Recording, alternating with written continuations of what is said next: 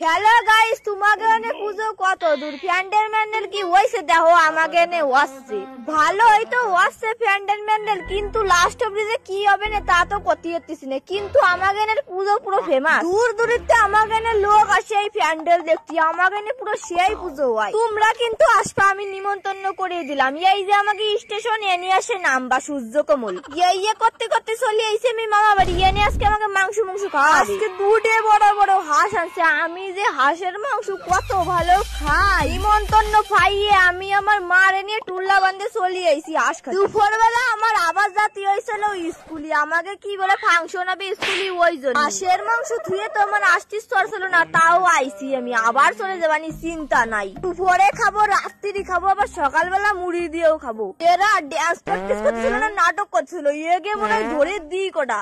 October মাসের 2 তারিখে function, তোমরা যে দেখো চলে আসবা কিন্তু।